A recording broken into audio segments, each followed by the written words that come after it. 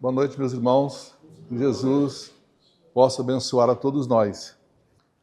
Hoje eu quero falar, a gente conversar a respeito das provas da reencarnação. Nós estamos vivendo esse momento áureo na Terra, de tanto aprendizado, de tantas oportunidades. Aí a gente lembra de Jesus, né? Presente ali na formação da Terra, segundo a ciência, aproximadamente 4,5 bilhão de anos, depois de um período de desenvolvimento, né? Jesus presente ali, assistindo tudo, até que, muito tempo depois, surgiu a vida, progredindo até dar condições para que nós pudéssemos aqui reencarnar. E hoje a gente vê essa grande nave circulando no espaço, uma velocidade altíssima, e a todos os instantes, ela girando em torno de si, e também em torno do Sol, nos apresenta a cada segundo maravilhas fantásticas para alegrar a nossa vida. Eu estava viajando há poucos dias, na estrada, esse período de seca, os pastos todos secos, amarelos, e aquela rubiácea, que a gente chama de quebra-machado, cega-machado, roxinha, que produz uma flor tão linda nesse período de seca. Olha que coisa interessante, e faz aquele contraste tão lindo do seco dos pastos do cerrado e a beleza das flores, dos animais, as emas passeando ali por perto. E a gente vê também as veredas verdinhas, onde a água. Que espetáculo maravilhoso! E agora, né, a lua cheia, tão linda no espaço, o sol que nutre as nossas vidas, que alimenta a nossa vida de tudo o que existe na Terra e no sistema solar. Não é só aqui, é todo o sistema solar. E a lua nessa maravilha, né, que encanta os poetas e que nutre os sonhos dos enamorados. Quem nunca olhou para a lua e ficou encantado junto com a namorada, né, com o namorado, e ter seus sonhos para o futuro? Então tudo isso é uma maravilha que Deus nos oferece todos os dias. E para falar da reencarnação, nós temos várias fontes de informações sobre a reencarnação. As mais antigas, que nós aqui ocidentais não temos muito manuseio com esse conhecimento, mas são os mais antigos que há na Terra. Ali a gente vê as experiências do Gilgamesh ali no crescente fértil, onde a humanidade desenvolveu e prosperou. Depois a gente vai ver lá na Índia, ali na cultura védica, que era oral, depois passou escrita, e que decantava a reencarnação. A gente vai ver depois, no Livro dos Mortos, no Egito Antigo, essa civilização tão fantástica que a gente conhece pouca coisa ainda. Nós vamos ver na Grécia. Na Grécia está explicitamente ali com Pitágoras, Sócrates, Platão, toda a grandeza da reencarnação. A gente vê depois em Buda. E mais tardiamente nós vamos ver na Bíblia com a cultura judaica, que chega até nós. Então nós temos mais conhecimento a respeito do assunto da reencarnação com a cultura judaico-cristã, que está inserido na Bíblia. E aí a gente vê todo esse movimento, tudo, né, que existe nesse nosso progresso. A gente fala, mas a reencarnação, tem religiões que contestam, que negam, inclusive religiões que se dizem cristãs. Se são cristãos e negam a reencarnação, naturalmente negam Jesus. É um contrassenso muito grande, mas cada qual está no seu processo evolutivo de compreensão, então vai chegar o momento de maturidade para todo mundo, como nós estamos querendo absorver esse processo de maturidade. Então hoje, essa prova da reencarnação, gente, está escancarada. Só não vê quem não quer. Segundo as informações, essas informações começaram a ser catalogadas, informadas esparsamente no século XVII. A gente vê aqueles grandes gênios da humanidade que reencarnaram nesse princípio e vem reencarnando acelerado continuamente. Segundo a Organização Mundial da Saúde, os gênios, os pequenos gênios que a gente vê hoje, e tem os adultos também, é uma população de 5% da população mundial. É um número considerável, viu, gente? Eu pensava que era menos. Mas nós estamos hoje com 8 bilhões e 150 milhões de encarnados, mais o grande número que tem do lado de lá, que é maior, e nós temos aqui, então, 5% de gênios, de pessoas de elevada capacidade, dá uma bagatela de 407 milhões de encarnados. Então, são esses que estão chegando, e aceleradamente, gente, e aceleradamente, é que vai propiciar a transformação da Terra, de mundo de expiações e provas, para um mundo de regeneração. E muita gente ainda espera que a Terra vai ser o apocalipse. E muita gente não sabe o que significa a palavra apocalipse. Apocalipse é uma palavra de origem grega que significa levantar o véu. O que é levantar o véu? Mostrar o que está oculto e que agora nós estamos vendo. Então essa é a nossa oportunidade da gente ser testemunha dessa renovação acelerada. E aí, as oportunidades é para todo mundo. Esses gênios que está falando nesses 5%, eles reencarnam em todos os países, em todas as classes sociais. Olha, a reencarnação na Antiguidade, no Egito, tanto como na Grécia e na Índia, quem é que estudava, que era permitido entender, estudar esses assuntos?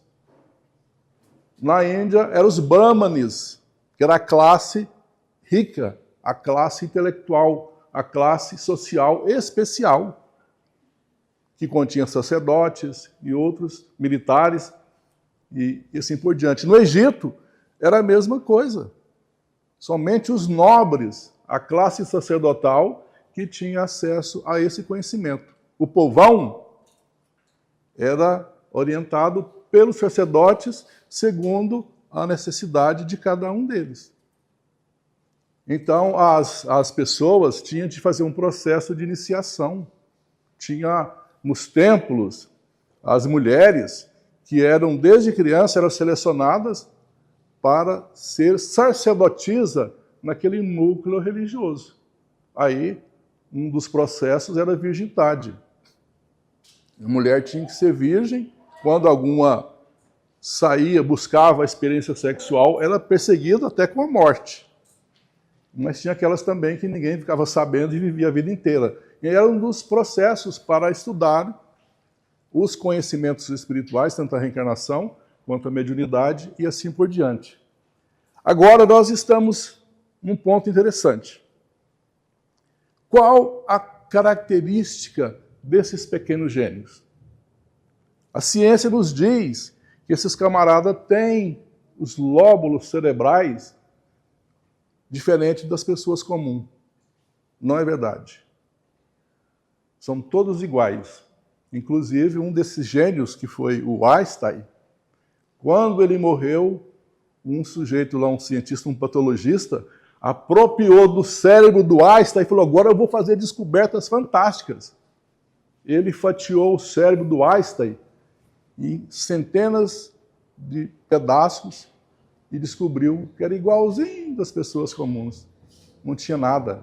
Porque o que estava lá dentro, que gerava os pensamentos, a sua intelectualidade, era o espírito antigo preparado de longas eras.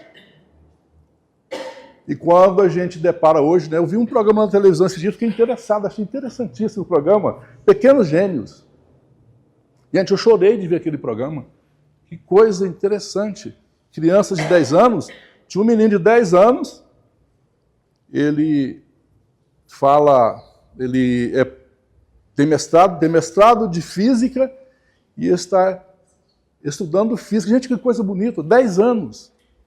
E aí esses gênios que estão nascendo, aceleradamente, eles vêm numa condição de alta sensibilidade, de autoconhecimento, porque são espíritos maduros, espíritos experimentados ao longo dos séculos das reencarnações, que agora vêm trazer para todos nós as experiências das suas vidas.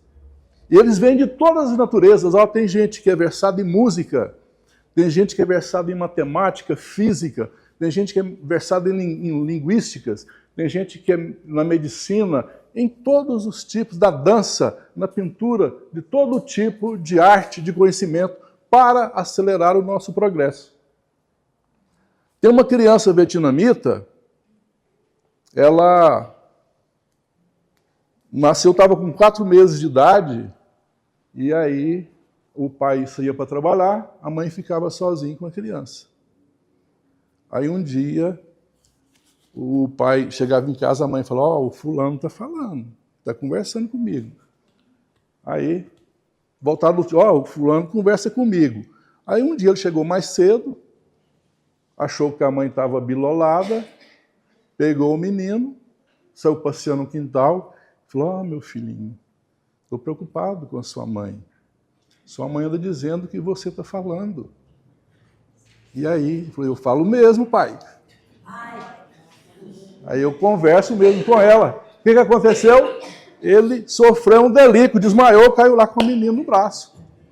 E o menino falava, um monte de línguas.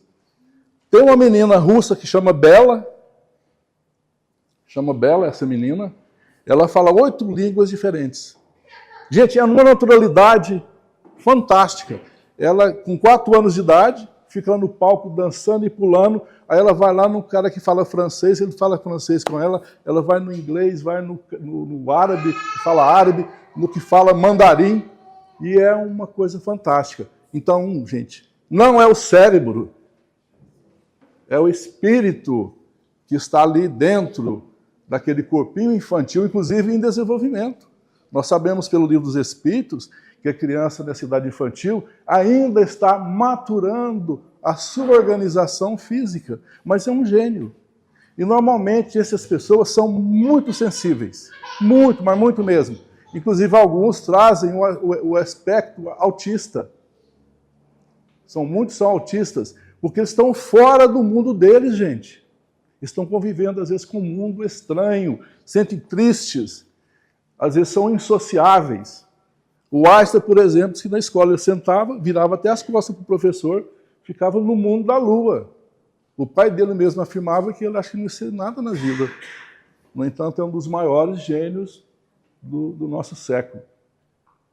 E aí, tem tantos outros na música, na arte. No Brasil tem um menino que fala 7 línguas. E a gente vai lá no Livro dos Espíritos, no item 100, que fala da escala espírita. Aí na escala espírita tem as 3 ordens. A primeira, a terceira e a segunda. Esses gênios fazem parte da segunda ordem, que tem o conhecimento, são bons, ainda não está na primeira ordem, porque se estivessem na primeira ordem, seriam os espíritos puros. Então eles estão ainda na segunda ordem. Tem a bondade, tem o conhecimento, tem o amor pela sociedade, tem o amor pelo mundo, tem o amor por tudo e querem acelerar o nosso progresso. São os arautos do bem, são os arautos da nova era. E a gente pode comparar facilmente essa situação. Os espíritos da terceira ordem são os espíritos belicosos, egoístas, maldosos, atrasados, preocupados exclusivamente, quase que exclusivamente, com as coisas materiais. Já no 107, falando dos espíritos bons dessa categoria, a gente pode comparar. Olha aquela menina, a Greta Thunberg. Aquela menina luta pela preservação da terra, os recursos, os nossos recursos materiais, porque é a nossa casa planetária, é de todos nós. Ela luta pela proteção ambiental dos mares, dos rios, das florestas, dos povos originários. E aí, o que ela faz? Ela atrai um monte de inimigos, dos egoístas, dos que querem acumular tudo para essa vida hoje. Para gozar tudo hoje. Eu tenho que acumular ouro, acumular dinheiro, acumular isso, aquilo outro. E não vai levar nada. Com a ação daquela menina, ela é sueca, não é isso? Com a ação daquela menina, ela já conseguiu mudar a cabeça de muita gente que fazia vários voos. Voava muito, tinha muito voo. Diminuiu o consumo de carne, incentivou muitos jovens a lutar pelo mesmo ideal. E todo mundo deve ter visto isso. Ela peitou o Donald Trump, que chamou ela de fedelha, da mesma forma que o nosso Bolsonaro também falou. Mesma coisa. Então a gente compara o pensamento de uma criança dessa com o pensamento de um Bolsonaro, de um Putin, de um Trump e de tantos outros sanguinários que existem pelo mundo. Ó, Bashar al-Assad, Hosni Mubarak. O cara, Hosni Mubarak, ficou 40 anos no poder. Se o sujeito falasse que ia passar uma eleição, ele matava. Saddam Hussein. Então, a gente vê o paradoxo.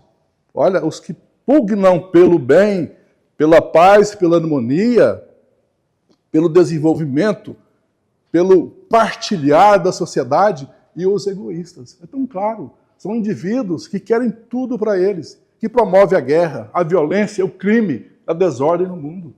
Está claro isso aqui. Nós não temos dúvida disso. É só pegar o livro dos Espíritos, comparem. Vão lá no livro dos Espíritos ver o item 100. Leia a terceira ordem. Depois leiam a segunda, para ver o que está inserido nesses pensamentos. E o Allan Kardec vai lá no último capítulo da Gênese, a geração nova, e ele fala lá da geração nova no item 27, que é a transformação da Terra, como muita gente espera que é por cataclisma, aquela coiseira apocalíptica, que não vai ser. É a transformação lenta e gradual dos elementos que aqui vivem. E se nós não fizermos a nossa parte, o que é que vai acontecer conosco? Nós seremos alijados daqui da Terra para outros planetas atrasados, inferiores, que nós assimilamos o seu pensamento, assimilamos a ordem daquele mundo. E aí nós temos que ser levados para lá, para espiar e para aprender. Então há muitas maneiras que o Pai nos dá para progredir. Então nós não vamos ficar estáticos do resto da nossa vida. As nossas encarnações, elas podem ser promissoras, podem nos trazer benefícios para a gente e para muita gente. Ou pode ficar estacionário, eu não faço nenhum bem, não faço mal, também não progredi em nada. E eu posso ter uma outra oportunidade, quem sabe? Olha, muitas das pessoas hoje, de nós, que estamos encarnados na Terra, é bem provável que numa próxima encarnação, a gente não vem aqui. Porque a gente desencarna, a gente passa por um período no plano espiritual, somente aqueles que têm projetos, programas de trabalho, é que desencarna e volta imediatamente ao corpo físico, algum tempo depois de alguma preparação, de algum descanso. Agora nós ficamos lá um tempo, dizem que aproximadamente 50 anos, para a gente preparar e voltar novamente aqui. Olha, se a gente desencarnar hoje e voltar daqui da Terra 50 anos, tudo isso aqui é diferente, gente. Tudo diferente. Porque esses espíritos que estão trazendo essa aceleração do nosso progresso terá modificado completamente o nosso panorama. As guerras serão coisas esquecidas do passado. O crime será coisas do passado. porque nós teremos desenvolvido o amor, porque Jesus nos oferece todas as condições, todos os dias. É muito triste, eu já ouvi, acredito que vocês também já devem ter ouvido, de espírita falar, olha, eu sou assim e não vou mudar, vou deixar para a próxima reencarnação. Vai não, engano dele. Ele tem todas as oportunidades, não faz a parte dele e depois acha que os espíritos vão resolver tudo para ele. Não vai não, de jeito nenhum, nenhum. Eu vi hoje uma frase num lugar, não sei mais onde que eu vi essa frase, foi no muro. Está no muro escrito, uma letra até bonita, né? Grande. O sangue de Jesus tem poder. Tem não, gente. O sangue de Jesus não tem poder, o sangue de Jesus não salva ninguém. O que salva é a mensagem vivificante de Jesus. É a mensagem que resolve, que salva, que nos ilumina, que nos eleva como seres humanos, seres espirituais. Isso sim é a mensagem. Não adianta eu falar, o sangue de Jesus tem poder, está amarrado. Está nada, está tudo solto.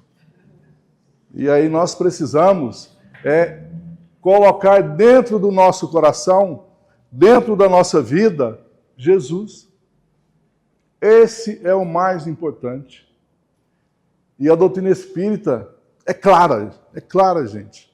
Quando a gente compara essas duas coisas, a gente vê o mundo hoje está atabalhoado, gente.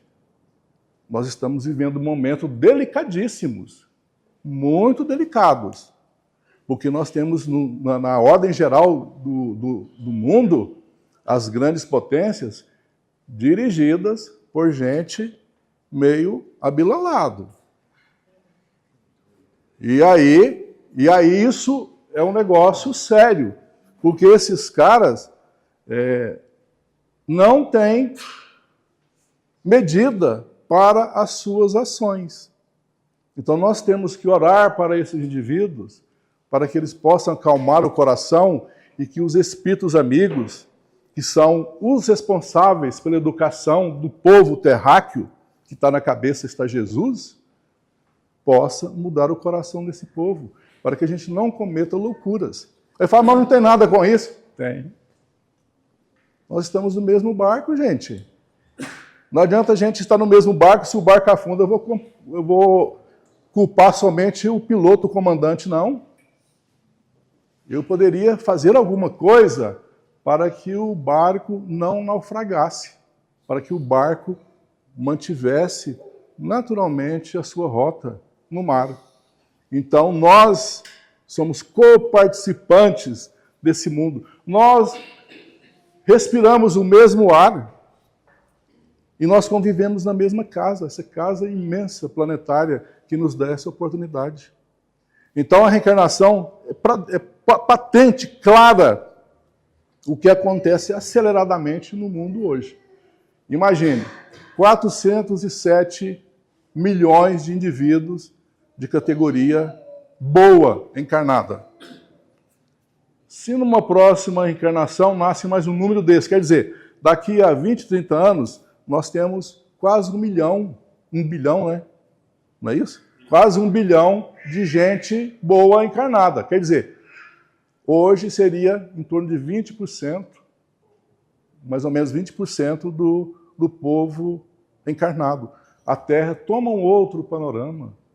A Terra caminha para outros objetivos, harmonizando com os ideais de Jesus. Porque nós já temos colocado o amor no nosso coração. O forte vai amparar o fraco, como diz o São Luís no Evangelho. O forte vai socorrer o débil. Nós vamos ficar com vergonha de ver alguém na terra ou na nossa comunidade passando necessidades. Nós vamos socorrê-lo de toda maneira. O Camilo Flammarion, ele falou isso no final do século, no finalzinho do século XVIII, início do século XIX. O Camilo Flammarion, ele disse o seguinte, sobre a guerra. O dinheiro que a França gastava com o militarismo é uma coisa de louco. o que poderia ser feito com esse dinheiro: hospitais, escolas. O que mais, gente? Remédios. Todo tipo de coisas boas para a humanidade. Mas, no entanto, a gente vai ver no orçamento desses países belicosos, a maior receita vai para projetos de defesa, que eles falam de defesa, vai para projetos de guerra. Uma bomba nuclear custa uma fortuna, gente, mas uma fortuna. É uma coisa de louco. E aí nós ficamos numa situação que, nos momentos que a gente vive, nós tomarmos partido de Jesus. Tomarmos partidos de Jesus. A gente vê pessoas que usam o nome de Jesus, que usam o nome de Deus, os nomes mais sagrados, para se aproveitar dos valores materiais. Mas estão preocupados com Deus, não estão preocupados com Jesus. Estão preocupados com o egoísmo. E é nesse momento que nós espíritas temos que estar conscientes, conhecendo a reencarnação, todos esses mecanismos, de saber aonde a gente deve agir. Essa é a grande importância. Não tomarmos partidos desse ou daquele, porque a gente acaba, às vezes, queimando. O Hermínio Miranda nos conta uma história interessante. Está acabando, né, gente? Hoje já passou o tempo. O Hermínio Miranda nos conta uma história interessante. No final teve a guerra nos Estados Unidos, acho que a guerra da secessão. Se eu tiver errado, alguém me corrija aí, vê se tem um historiador aí, me corrija, por favor. E a abolição da escravatura já havia acontecido, mas alguns fazendeiros ainda tinham muitos escravos. E eles estavam quebrados e estavam vendendo aqueles escravos para livrar da despesa que tinham. E aí teve um senhor lá, um fazendeiro, que vendeu os escravos. E quando eles estão saindo, tinha um menino de 4 anos. Ele era o 12º filho da escrava que foi vendida. Aí o menino ele era cego, completamente cego, ainda não falava direito e tinha dificuldades para andar. E aí ele ficava lá na porta da casa, né? E quando eles estão saindo, naturalmente a mãe vai chorar, separando do caçulinha, né? E aí o que estava comprando os escravos, falou: e aquele menino? Ele falou: não leva para você. Porque ele ia ser um estorvo na casa, cego, ia dar despesa, locomovia com dificuldades. E aí entregou para ele, foi de brinde para o senhor. E aí ele foi morar na casa, né, na fazenda do pessoal, e ele tinha um gosto muito grande por barulhos. Ele adorava o barulho de ver o barulho das máquinas que triturava, que moía o milho. Qualquer barulho da natureza, aquilo para ele era muito agradável, ele gostava dos sons. Essa era a faculdade que ele tinha muito desenvolvida. E as filhas do Senhor estudavam música.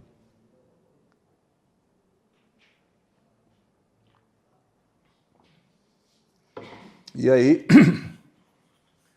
elas estavam na sala tocando piano, e ele ficava encostadinho lá no portal, ouvindo, e ele dançava, né? Tocando a música, ele está dançando. Gostava muito de dançar também. E certa noite, tarde da noite, a família estava todo mundo dormindo, e acordaram com uma música maravilhosa. Tocando o piano, uma música maravilhosa. Os pais falaram: nossa, a fulana aprendeu a tocar. As meninas aprenderam a tocar. Aí levantaram pé por pé e foi lá na sala onde estava o piano. E chegou lá, que surpresa que eles tiveram. No escurão da noite, um menino de 4 anos, o Tom, chamava Tom, Thomas, mas era chamado carinhosamente por eles por Tom, Ele estava sentando no piano com a mãozinha pequenininha, delicada, que mal conseguia tocar, tocando uma das maravilhas do Mozart. Aí o povo ficou assustado, né? A partir daquele momento, o Senhor passou a dar mais oportunidades para ele no piano. Ele ouvia uma música uma vez, porque ele não lia, era cego. Ele ouvia a música, sentava, o piano reproduzia perfeitamente. Aí, certa vez, quiseram fazer com ele um teste, que propuseram, o patrão cobrava. Ele dava os shows, o patrão botava os dólares no bolso. E aí, ele foi tocar para o presidente dos Estados Unidos. Aí acharam que ele havia simulado, que ele estava fazendo um simulacro, que ele era mentira. E aí pegaram umas peças, que um cara compôs uma peça nova, foi tocar a peça e pediu para que ele acompanhasse. Aí ele acompanha na peça sem ter ouvido uma vez sequer a peça. O compositor tocando e ele acompanhando um outro instrumento lá. Aí chegou um momento que ele pediu, né? Ele afastou o compositor e tocou com muito mais versatilidade do que o próprio compositor. E ele passou a vida inteira trabalhando, né? Tocando para esse homem. Eles tinham uma afinidade muito grande, ele mais o patrão. Aí quando o patrão dele morreu, ele não quis mais tocar. Ele ficou muito triste. E, segundo as informações do Hermínio, naquela época, 1800 e pouco, ele tinha ganhado para o Senhor $100 e tantos mil, que era uma grande fortuna para a época, tocando piano para os outros. E aí ele não mais quis tocar, entristeceu, e ele desencarnou com 50 e poucos anos, acho que 51 anos. Isso é prova de quê, gente? Reencarnação. Está aí a reencarnação. A gente vê os gênios, que se chama hoje, né, a psicologia, e acho que a psiquiatria fala que são as crianças, gênios são as crianças blues, índigo, cristal, diamante, arco-íris. Então são todas, diz que cada um tem uma característica dessas crianças. Eu acredito que são todos iguais, cada um com a sua capacidade, com o seu desenvolvimento, e que mostra para a gente a beleza da reencarnação. Nós não temos como duvidar da reencarnação. Nós temos que alimentar, dar oportunidade para essas crianças que nascem assim, porque muitas são rejeitadas, gente.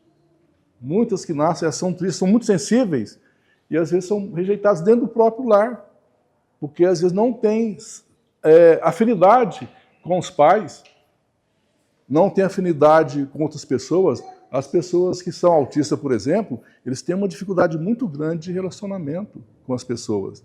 E é por isso que precisa de todo um auxílio da família, de esclarecimento, para que eles consigam entender e compreender e dar oportunidade para essas crianças, que são realmente os arautos da nova era das nossas vidas. E que Jesus nos abençoe. Muito obrigado, gente.